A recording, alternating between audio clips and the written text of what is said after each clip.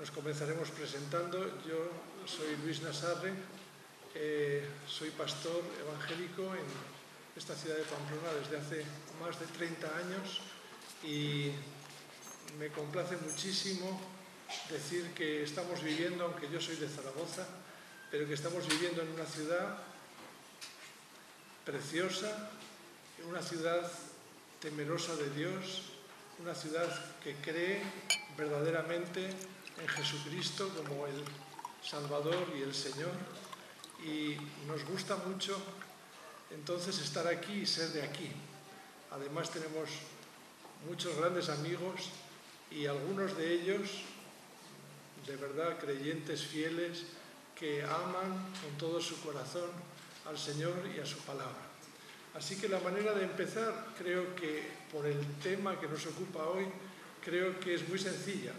Voy a empezar simplemente recordando cómo empieza el libro de la Revelación, la Biblia. Dice, la primera frase del libro dice: en el principio creó Dios los cielos y la tierra. Dios no necesita que lo justifiquemos, Dios no necesita que lo presentemos, Dios no necesita excusas de que Él es real y como real Él se presenta como el Altísimo, el Creador y el sustentador de todas las cosas. Eso es lo que hemos venido de alguna manera a exponer. Próximamente les presentaré a Rubén, que es quien ha propiciado, él es argentino, es quien ha propiciado toda esta conferencia, y él hará la presentación del periodista y profesor Josué Ferrer. Pero antes me gustaría que cantásemos una canción más. A nosotros nos gusta mucho el gospel, nos gusta mucho cantar, y me gustaría que nadie se tenga que quedar de pie, si es posible pedir más sillas, por favor, para que todos estemos sentados. Pues el equipo que está encargado, es posible, gracias. Bien, me gustaría cantar esta canción y que así podamos entrar poquito a poco en tema, rápidamente.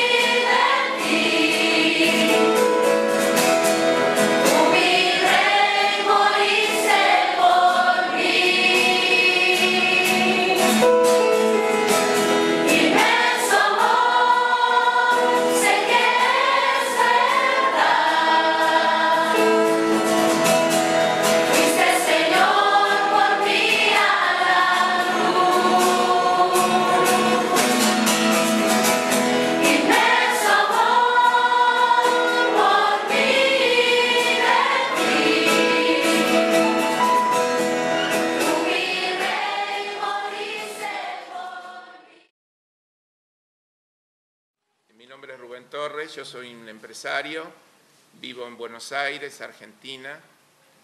Tengo 3 hijos, 7 nietos, un nieto que está en camino, una familia hermosa, y yo estoy preocupado.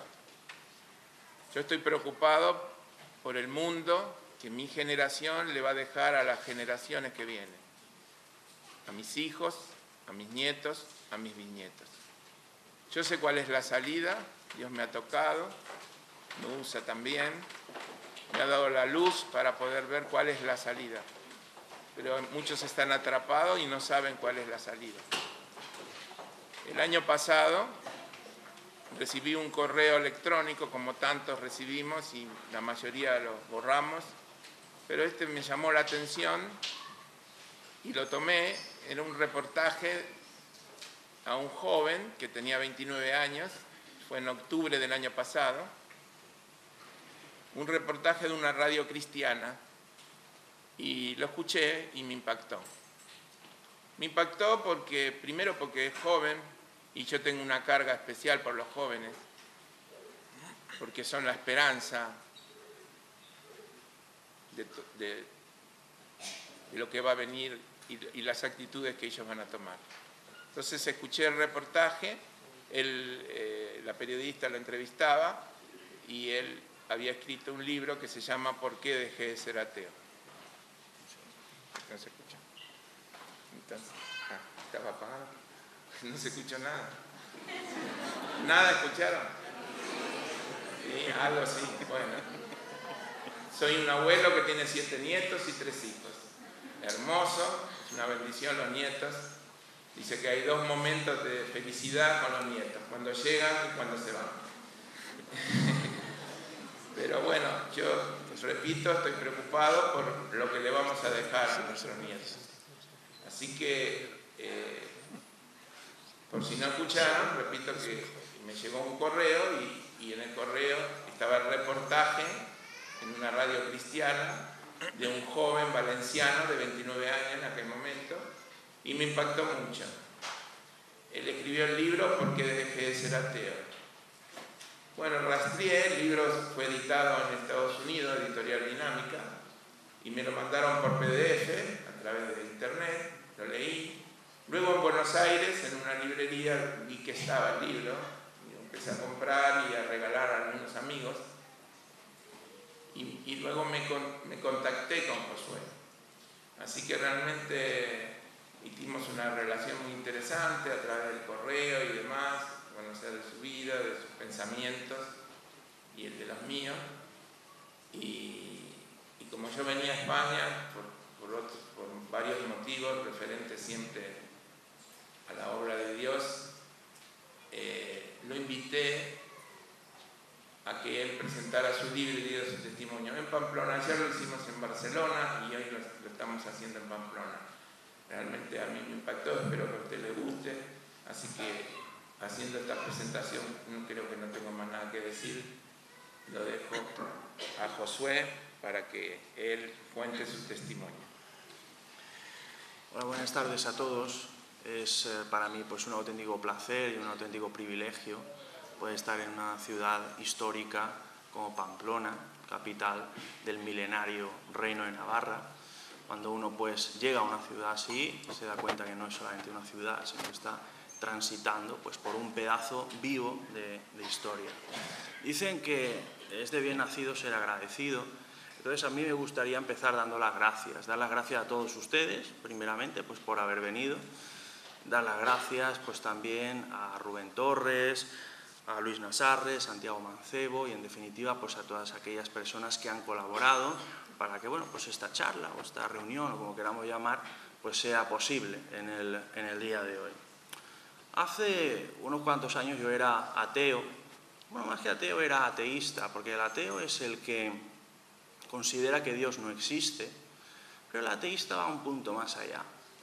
El ateísta es una persona que considera que no solamente considera que evidentemente Dios no existe, sino que además trata de destruir la fe de aquellas personas que son creyentes. Yo era de este caso.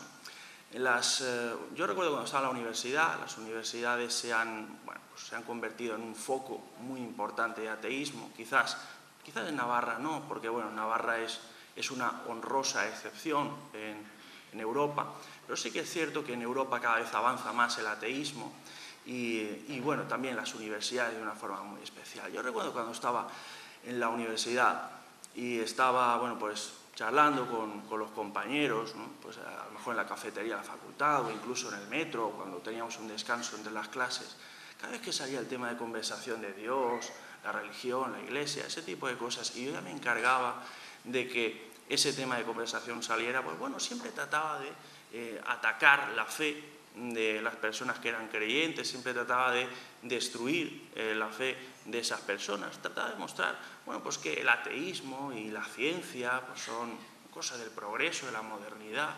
El cristianismo, pues bueno, es una cosa, pensaba yo en aquella época, que una cosa como una rémora del pasado, como supersticiones, supercherías, una cosa de gente inculta, gente del tercer mundo, básicamente. Estos son, bueno, muchos de los clichés ateos que, bueno, que escuchamos habitualmente, que yo desde luego utilizaba en aquella época. Yo era una persona profundamente anticlerical, odiaba muchísimo a Dios y todo lo que tuviera que ver con Dios. Tanto es así que cuando estaba en la facultad, por ejemplo, con algunos compañeros que eran ateos también, pues bueno, yo me reía y yo me burlaba. Y yo disfrutaba cuando, por ejemplo, recordaban los fusilamientos de personas que eran religiosas, fusilamiento de sacerdotes o de frailes, pues no sé, durante la guerra civil o en regímenes comunistas, bajo la dictadura de Stalin o en otros países, otras situaciones históricas. Era una persona profundamente blasfema. Cada vez que salía el tema de Dios, pues bueno, mi boca realmente escupía fuego. Entonces empezaba a decir pues una barbaridad detrás de otra y bueno, pues decía auténticas barbaridades, ¿no? En aquella época. Incluso yo recuerdo que pues mis padres eran creyentes y lo siguen siendo, y yo en aquella época era ateo. Entonces resulta que bueno, pues teníamos discusiones muy encendidas. Cuando estábamos nosotros comiendo, cada vez que estábamos comiendo y salía el tema de Dios, pues teníamos unas discusiones tremendas. Y yo incluso me sentía tentado en aquella época de decir, mira, voy a coger la Biblia delante de mis padres, la voy a abrir, la voy a poner en el suelo y voy a bailar un zapateado sobre la Biblia. O sea, tal era el nivel de odio que yo tenía hacia Dios, la Iglesia, en fin, todo ese tipo de cosas. Bueno, yo reconozco que no lo hice. No lo hice, pues básicamente porque, bueno, yo soy un lector empedernido, soy una persona que, bueno, pues respeta mucho los libros, soy bibliófilo. Entonces yo decía, hombre, es que esto de pisar la Biblia es un libro, mira que yo odio la Biblia y lo que representa, pero es que, claro, pisar un libro es que es una barbaridad, ¿no? Entonces, pues por ese motivo es que no lo hice. Pero realmente, si la Biblia en lugar de haber sido un libro hubiera sido cualquier otra cosa distinta, yo, bueno, pues casi con toda seguridad habría bailado ese zapateado flamenco sobre la Biblia. Tal era el nivel de odio que yo tenía en aquellos años. Bueno, visto con perspectiva, yo cuento todo esto, hoy lo cuento, pues como se puede imaginar, no con orgullo, ni mucho menos, al contrario, que lo cuento con una mezcla de sonrojo y de vergüenza. Pero bueno, entiendo que es necesario contar todo esto para que, bueno, ustedes puedan entender quién es el autor de este libro, cuáles son sus orígenes, de dónde viene, cuál era su forma de pensar. Bueno, lo cierto es que el libro, pues, se titula ¿Por qué dejé de ser ateo? Entonces, claro, evidentemente, en algún momento dejé de ser ateo. Se preguntarán ustedes, ¿cómo cambió la cosa? ¿A partir de qué momento, qué sucedió para que este ateo furibundo pues comenzara a creer en Dios? Bueno, lo voy a contar, pero no lo voy a contar ahora. Lo vamos a contar después de la publicidad. Igual que hacen Antena 3 o Telecinco, que hacen ahí unos pequeños anuncios publicitarios, pues bueno, vamos a aprovechar también para hacer un pequeño anuncio. Estoy escribiendo otro libro que, bueno, sí. Bueno, se titulará algo así como, no sé, la Biblia explicada con palabras sencillas, o bueno, algo así, ¿no? Es un título provisional. Entonces, el libro pretende básicamente ser como un libro de preguntas y respuestas, ¿no? Sobre la Biblia o sobre el cristianismo. Entonces me gustaría que ustedes, si lo desean, pues colaboraran. ¿Colaboraran de qué manera? De una forma muy sencilla.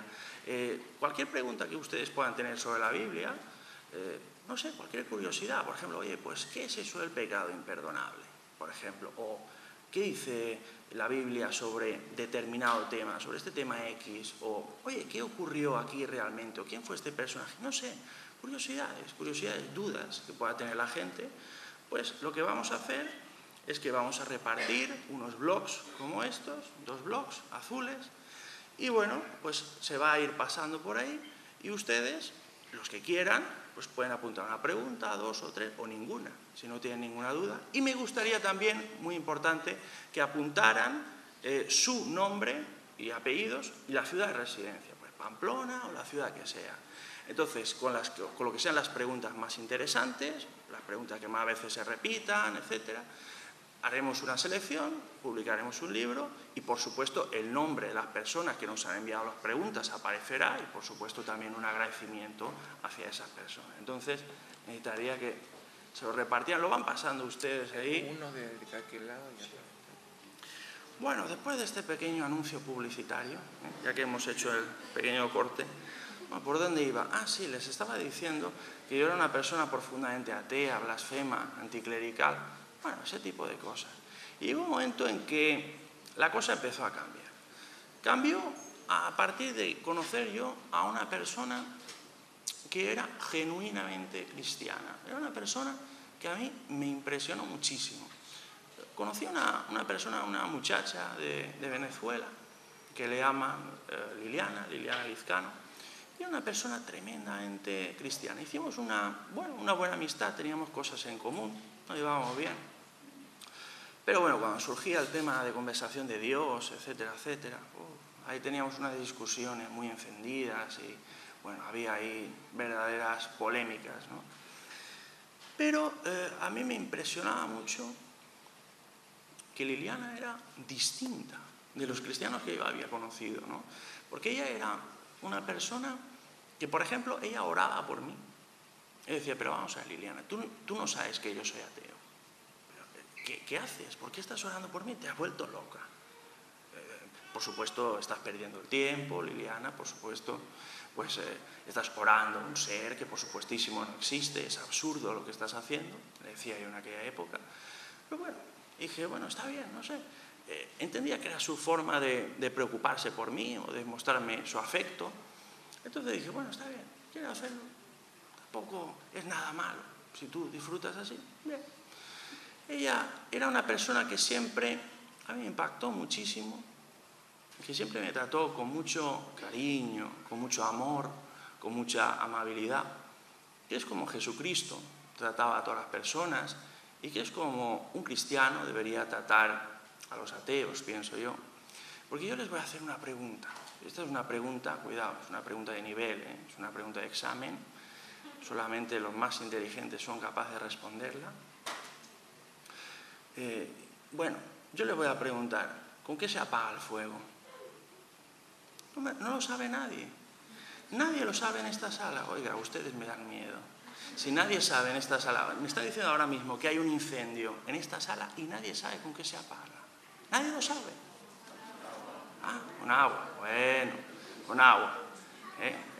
Era una pregunta difícil, había que pensarlo un poquillo. Bueno, la cuestión es que sí, efectivamente, ¿no? El fuego se apaga con agua. De la misma manera que el fuego no se apaga con más fuego, sino que se apaga con agua, lo mismo pasa con el odio. El odio no se apaga con más odio, se apaga con amor. El agua, digamos, mata el fuego y el amor mata el odio. Es como una ley universal que, bueno, suele funcionar. Entonces ella, a pesar de que yo la trataba muy mal y le decía barbaridades, ella seguía siempre tratándome, pues, bueno, con amor cristiano, ¿no?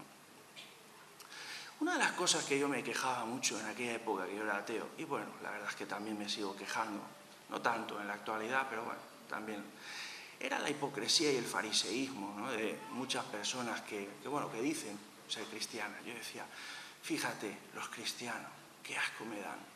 Van los domingos a la iglesia y de lunes a sábado tienen un comportamiento verdaderamente impresentable.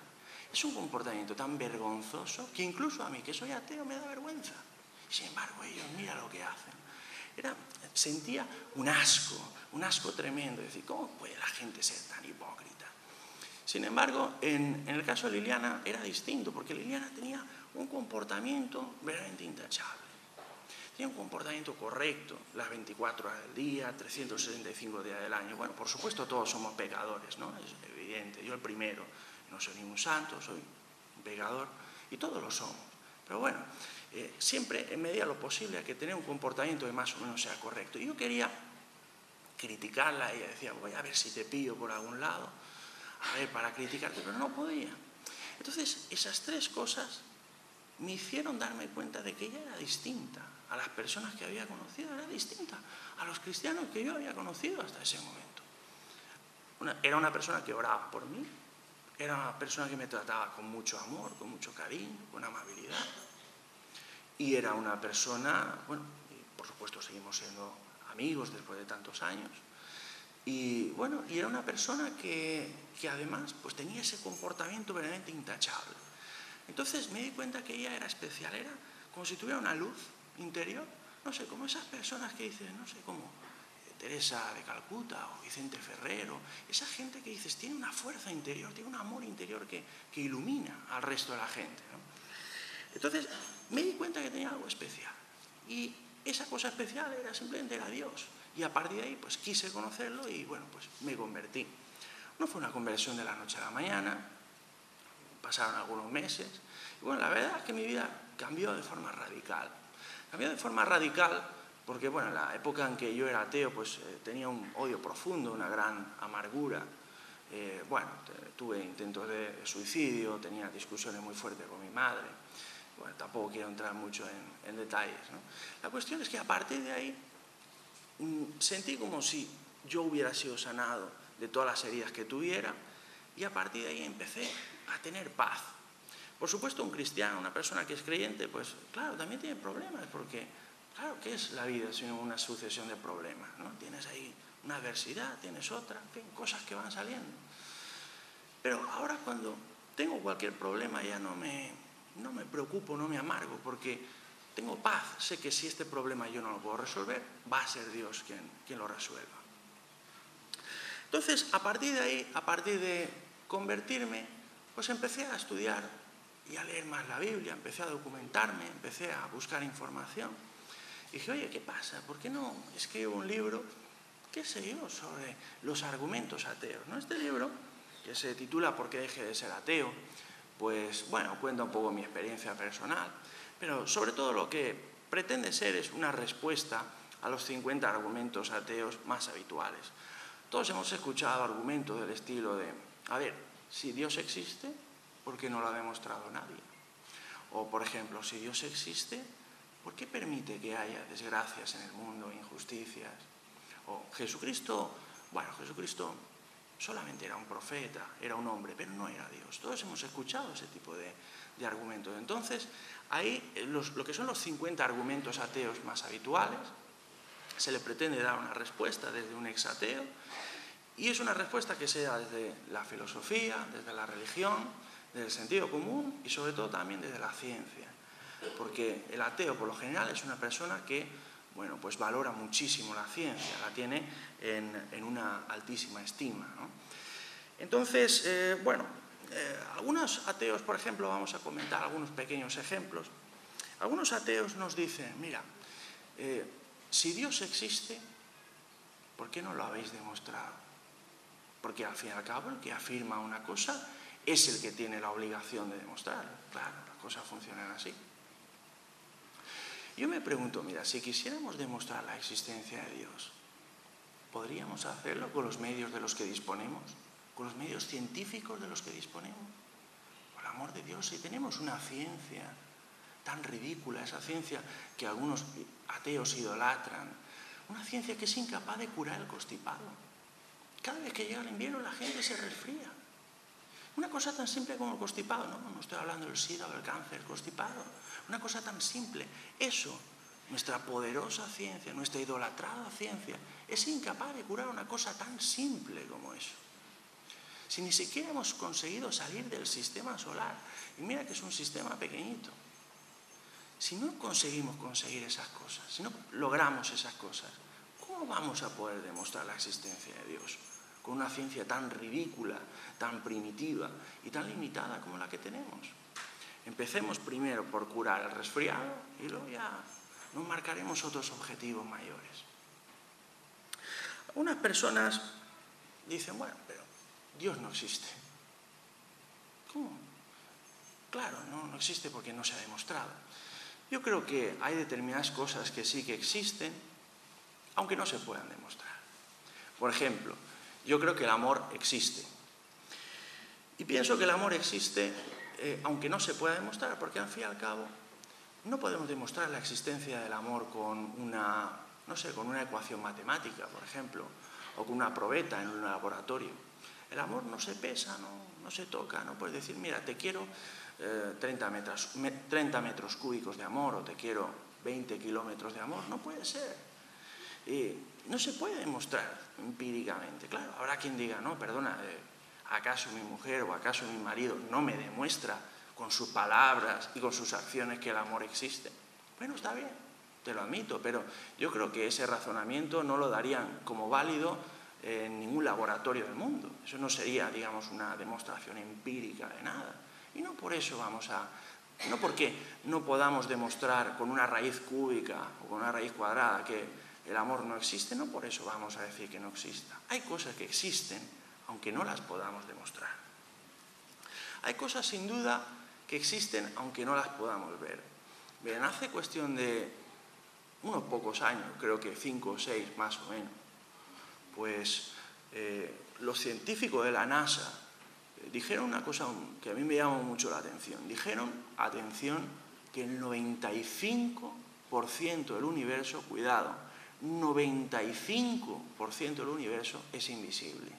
Es decir, está compuesto de una materia que se llama materia oscura y que resulta que es invisible. Eso significa que todo ese universo que nosotros vemos, ese universo tan grande que vemos con los telescopios, con millones y millones de años luz de distancia, con esas nebulosas, esas galaxias, los agujeros negros, esa inmensidad, con ese tamaño tan monstruoso, cuidado, solo es un 5% de lo que realmente hay. Hay un 95% más de cosas, lo que sea, que están ahí y que no lo podemos ver. Claro, cuando esto nos lo dicen los astrofísicos de la NASA, nos lo creemos. Porque decimos, claro, es que estos tíos son los de la NASA. ¿Quién va a saber más que ellos? Entonces decimos, claro, está bien, sí. La cuestión es, ¿cómo podemos creer que el 95% de todo cuanto existe es invisible? Y luego decir que Dios no existe porque al fin y al cabo, como no lo ha visto nadie nunca, para mí me parece una auténtica paradoja. Creo que es una pregunta para pensar un poquito. Otras personas nos dicen, ¿sabes qué ocurre? Que Dios no existe. El universo se creó solo, ya sabes, pues el Big Bang, hubo un día una explosión muy gorda, muchos millones de años de por medio. Está bien, aquí hemos llegado. El escritor francés Jules Rostand decía que la autocreación del universo es un cuento de hadas para personas adultas. Yo creo que en el fondo pues es así, ya que yo me pregunto, ¿acaso alguna vez alguien ha visto algo que se cree a sí mismo? ¿Acaso alguna vez hemos visto un árbol que se cree a sí mismo? ¿Hemos visto acaso alguna vez un mosquito que se cree a sí mismo? Algo más diminuto, un microbio. ¿Acaso alguna vez en toda la historia de la humanidad se ha observado alguna vez que un microbio se cree a sí mismo? Eso no se ha observado nunca. Entonces, si un microbio, que es una cosa minúscula, no se crea a sí mismo, ¿cómo podemos pensar que el cosmos, con lo grande que es, con lo gigantesco que es, se ha creado a sí mismo? A mí me parece que es atentar contra el sentido común y contra la lógica. Otras personas nos dicen, bueno, todo es fruto del azar. Estamos aquí por casualidad. Ya sabes, el Big Bang, una explosión, muchos millones de años de por medio, la evolución. Y aquí estamos. Los seres humanos hemos aparecido en la Tierra pues por chiripa, por una combinación de factores. Hubo suerte y ya está. Todo fue una casualidad, el azar. Mira, podría ser. Yo no lo voy a negar, por poder ser, podría ser. Pero creo que existe más o menos el mismo número de posibilidades de que eso sea cierto, como el que tú tengas, por ejemplo, un lienzo en blanco en el suelo, con unos botes de pintura al lado, por casualidad tropiezas con el pie, con uno de ellos, la pintura por casualidad se desparrama sobre el lienzo y por casualidad acaba pintándose la Mona Lisa de Leonardo da Vinci. O, si lo queremos ver de otro modo distinto, por casualidad tropiezas con el bote de pintura, por casualidad la pintura se desparrama y bueno, 10 millones de años después o 100 millones de años después, ahí aparece la Mona Lisa de Leonardo da Vinci.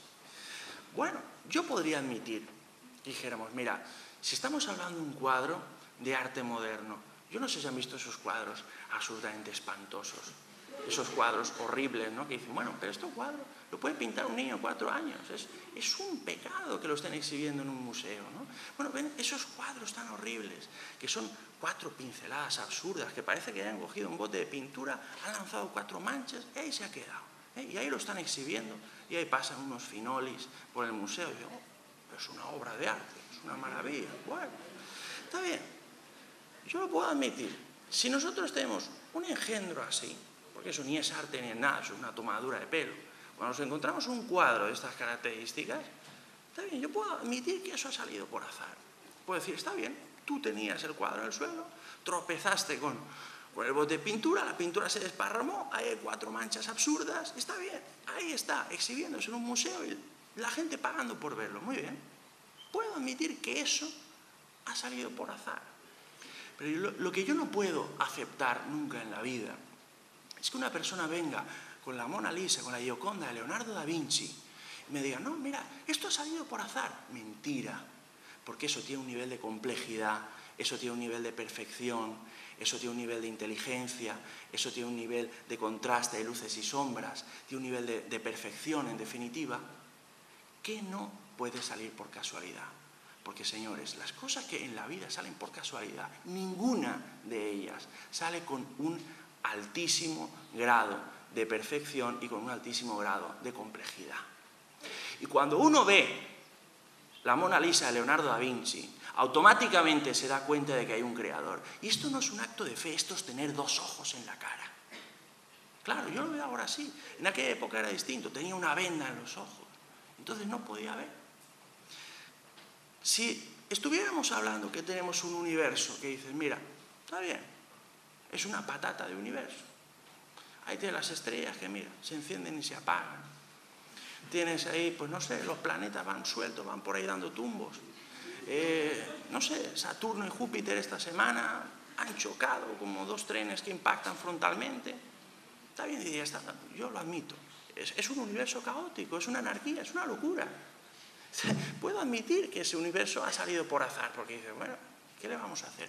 Pero cuando tú ves un universo, que todo está en orden, existen unas leyes físicas, existen unas fuerzas muy poderosas que hacen que todo esté en su sitio, que todo esté bajo control. Y dices, bueno, todo esto ha salido por azar. Esto es un cuento de hadas para personas adultas. Hay que, no sé, yo creo en Dios. Creo desde la fe, pero ojo, es que creo fundamentalmente, sobre todo, también de lo que es el sentido común y de lo que es el raciocinio y de lo que es la razón.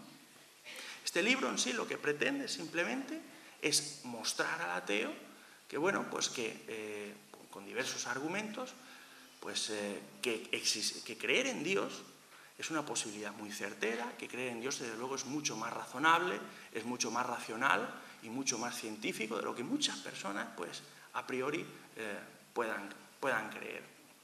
Voy a beber un poquito de agua a la salud de ustedes, caballeros y damas y caballeros. Bueno, vamos a seguir con la charla. En aquella época, cuando yo era ateo, yo leía la Biblia y decía, bueno, madre mía, qué barbaridades, ¿no? La Biblia, ese libro de cuentos chinos, ese libro de leyendas, ese libro de mitos, ¿no? Que dice, bueno, pero esto será posible. ¿Cómo alguien puede creerse estas cosas? Si solamente aparecen que tonterías y leyendas. ¡Buah! Dios mío. Y bueno, la cuestión es que a partir de hacerme cristiano, a partir de conocer al Señor, empecé a leer la Biblia, pero leer la Biblia de verdad. ¿Cómo se lee la Biblia de verdad? Bueno, lo que no hay que hacer nunca, creo yo, es coger un trozo, un fragmento, aislarlo de todo y analizarlo. Pues claro, dicen que un texto sacado de contexto se convierte en un pretexto. Cuando uno quiere analizar un fragmento de la Biblia, tiene que tener en cuenta ciertamente el contexto histórico, social y cultural en que fue escrito, y también el contexto literario, es decir, el resto del libro, el resto de la Biblia. Entonces, cuando tenemos un fragmento que habla de una determinada temática, hay que compararlo con otros fragmentos de la Biblia que hablen de la misma temática. Claro, cuando se hace esto, la Biblia no es una locura, sino que tú dices, bueno, ahora veo que todo encaja, ahora veo que todo, pues tiene un sentido común, tiene una armonía, tiene, en fin, una razón de ser. En ese aspecto, a mí me llamaba la atención que, yo creía, por ejemplo, que la Biblia pues era un conjunto de cuentos chinos, y de repente empiezas a ver noticias curiosas, ¿no? De una noticia de unos arqueólogos de Israel que han encontrado no sé qué yacimiento que corrobora que esta historia que había en la Biblia fue real, que esto pasó en no sé qué parte de este país. Anda, pues para ser un libro de leyendas y de mitos, y están encontrando cosas que son de verdad. Bueno, en otras ocasiones, leí otra noticia de científicos que decían que hace unos cuantos miles de años hubo pues las últimas glaciaciones, hubo un deshielo muy importante, se produjo una crecida del nivel de las aguas muy, muy importante, y a partir de ahí se formó pues una inundación planetaria que afectó a toda la humanidad. Y yo decía, ostras, pues esto, si no lo del diluvio universal que nos habla la Biblia, si no es, de luego, se parece mucho, ¿no? Es otra de las cosas que empezaba a llamarme la atención, por ejemplo, de la Biblia, era el tremendo nivel de profecías acertadas, ¿no? Había muchas profecías solamente con la venida de Cristo al mundo. Se cumplen más de 300 profecías que hacían referencia a que, pues Dios llegaría un momento en que tomaría un cuerpo de ser humano, se encarnaría como un hombre, y nuestro Creador pues pasearía entre nosotros, pasearía por aquí, por el planeta, entre nosotros, entre sus criaturas, ¿no?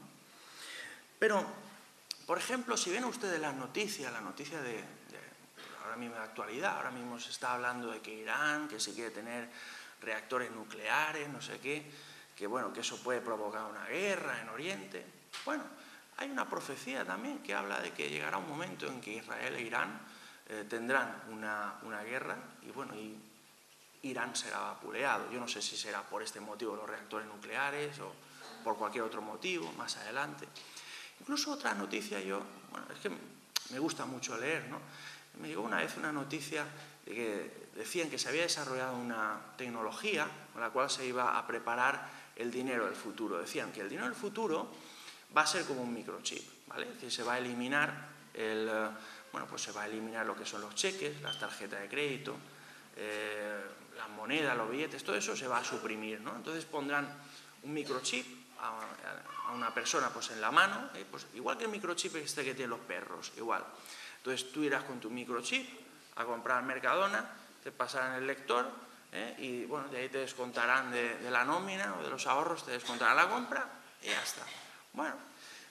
La cuestión es que la Biblia, fíjate tú también, otra curiosidad, ¿no? Hay una profecía que dice que llegará un momento en que a la gente se le pondrá en la frente o en la mano una marca, esa marca será la marca de la bestia, y nadie que no tenga esa marca, los que no lo tengan no podrán ni comprar ni vender. Se parece mucho, ¿no?, a estas noticias que nos están llegando. Incluso a mí, por ejemplo, una de las profecías que a mí más me ha impactado son las que hacen referencia a la nación de Israel.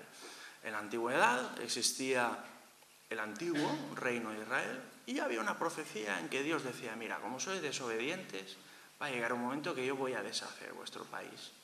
Y esa profecía se cumplió. Llegó un momento en que los romanos, vapulearon a los israelitas y lo que es el reino de Israel, la nación de Israel, simplemente desapareció. Había otra profecía que decía, los judíos andaréis errantes de nación en nación. Y eso se cumplió. Sabemos que, de hecho, hasta hace muy, muy poquito tiempo, ¿cómo se le llamaba judío? Judío errante. Iban los judíos por ahí dando tumbos por todos países del mundo, en ningún lado los querían. Bueno, eso se cumplió. Habría otra profecía más que decía, llegará un momento que os reuniré de los 4 rincones de la tierra y os volveré a dar vuestra nación. Y eso se volvió a cumplir. En el año 1948, la ONU, bueno, pues dictaminó que el Estado de Israel volvía a existir. Era una cosa que realmente atentaba contra toda lógica humana. Porque claro, es como, no sé, un país que durante 2000 años no ha existido y que de repente vuelve a existir. Es como si dijera, bueno, vamos a resucitar al Andalus o vamos a resucitar el Imperio de Roma o el Imperio Azteca. No sé, son países que están realmente pues, enterrados por la historia. Entonces, pretender o tener la esperanza de que eso algún día puede volver a existir atentaba contra toda la lógica humana. Y aún así estaba escrito en la Biblia y otra vez se volvió a cumplir. Incluso en la Biblia se llega a encontrar cosas muy, muy interesantes. Por ejemplo, hay determinadas teorías científicas que han sido, bueno, pues incluso descubiertas recientemente, incluso hace unas pocas décadas, algunas de ellas, y ya aparecen mencionadas en la Biblia. Sabemos que, por ejemplo, durante siglos se estuvo debatiendo si la Tierra era plana o si la Tierra era esférica. Sobre eso, bueno, corrieron ríos de tinta y también ríos de sangre. Bueno, pues bueno, la Biblia ya te habla de lo que es la redondez de la Tierra, pero es que en la Biblia no solamente te habla de eso, puedes encontrar, por ejemplo, te habla también de la casi infinita extensión del universo sideral, la ley de conservación de la masa y la energía, el ciclo hidrológico, el vasto número de estrellas, la ley de la creciente entropía, la importancia de la sangre en el proceso vital, la circulación atmosférica o el campo gravitacional. Por supuesto, claro, no se va a encontrar con un lenguaje técnico como podríamos tener en un libro de bachillerato pues, escrito en el siglo XXI, pero todo eso ya aparece mencionado ahí. Entonces yo empecé a reflexionar y empecé a decir, bueno, vamos a ver, si esto es un libro de cuentos chinos, ¿cómo es posible que se haya cumplido todas estas cosas? Mira, un libro de leyendas y resulta que los arqueólogos te dicen, no, mira, esta historia ocurrió realmente. Y unos científicos te dicen, mira, que es que esto del diluvio de verdad pasó. Una serie de profecías que una tras otra, sistemáticamente se van cumpliendo.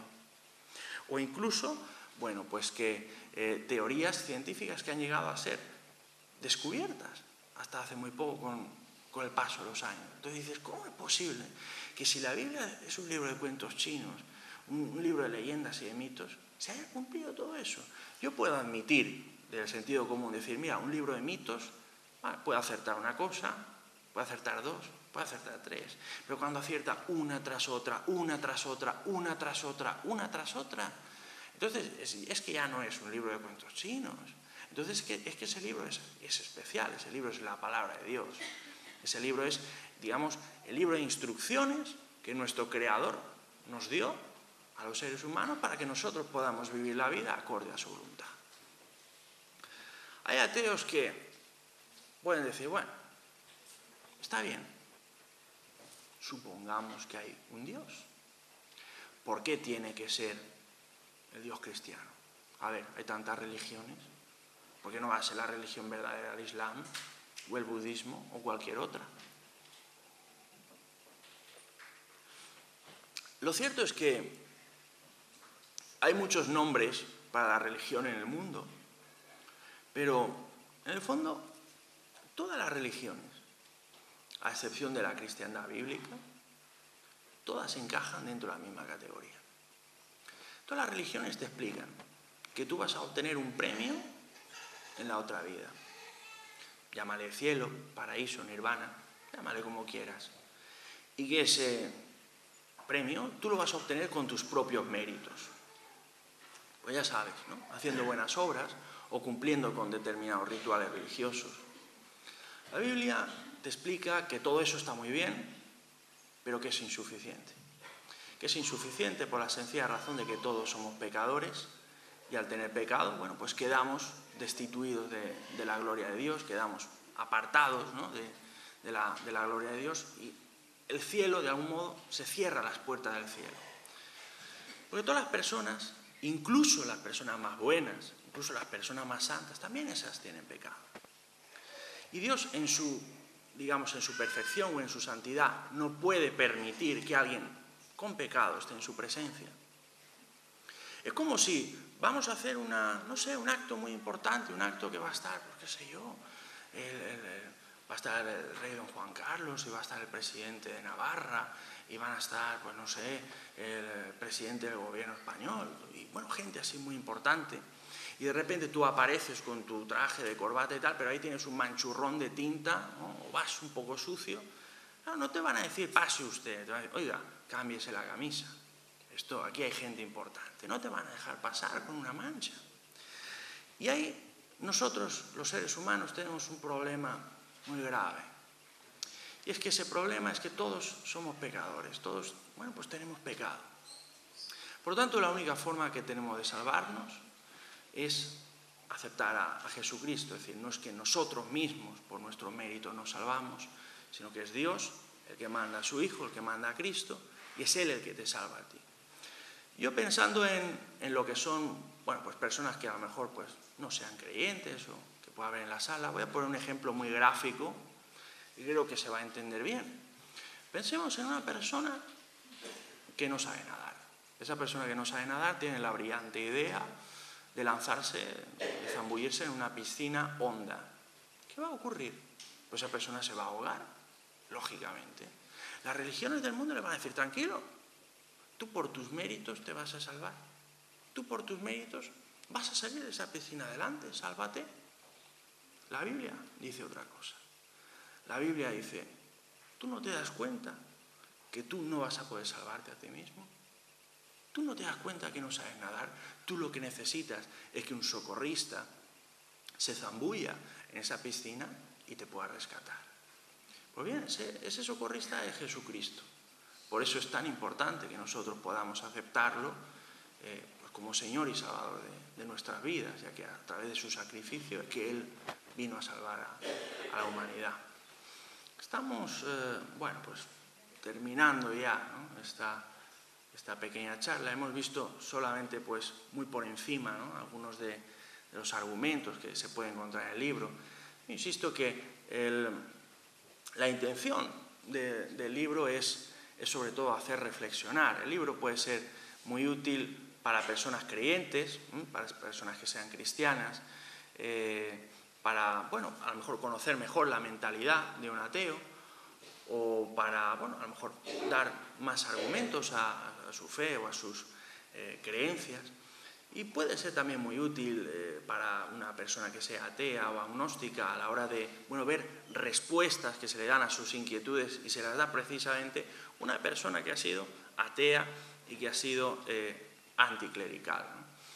Estamos, como les digo, terminando ya lo que es esta pequeña exposición. Cuando terminemos, pues si ustedes quieren hacer alguna pregunta, pueden hacerla, eso sí, con una condición, no sean preguntas difíciles, tienen que ser preguntas fáciles, las difíciles no las vamos a aceptar. Entonces, claro, eso ya sería abusar un poquito de la confianza, ¿no? Preguntas, pero que sean fáciles. Entonces, pues bueno, simplemente comentar eso, ¿no? Comentar que en el día de hoy este libro lo que pretende simplemente es tratar de hacer reflexionar, de mostrar otra visión, de mostrar pues otro pensamiento, ¿no? Comentar simplemente que, bueno, si usted es una persona que es creyente, bueno, el libro le puede servir para conocer un poco la mentalidad de un ateo. Y si usted, por lo que sea, que está aquí presente hoy, resulta que usted es ateo o es agnóstico o simplemente no es creyente, yo he de decirle una cosa, mire, yo no he venido aquí a imponer nada a nadie, yo no he venido a sermonear a nadie. Está bien, si usted, por ejemplo, es ateo, tiene usted derecho a tener las creencias que usted quiera, porque al fin y al cabo, este es un país libre, ¿no? O al menos eso dicen. Así que puede usted tener la creencia y la forma de pensar que usted quiera, pero yo le invitaría a que leyera este libro. Leyera este libro, bueno, pues sin prejuicio, ¿no? Sin esos prejuicios, los cristianos, la gente creyente, todos son unos analfabetos, son, en fin, unos del tercer mundo, tal. Se pudiera liberar de esos prejuicios y pudiera, con una mente abierta, leer este libro. Yo le respeto a usted como persona, pero bueno, también me gustaría que usted pudiera respetarme a mí y a lo que represento. Y le puedo asegurar que si lee este libro, va usted a darse cuenta de que creer en Dios es mucho más razonable, mucho más racional, mucho más sensato, mucho más científico incluso, de lo que muchos ateos nos quieren hacer creer en la actualidad. Que Dios existe es una posibilidad muy real, es una posibilidad muy certera, es una posibilidad en la cual yo creo firmemente y creo que es así desde la fe, desde la razón y desde el sentido común. Muchas gracias a todos por su atención.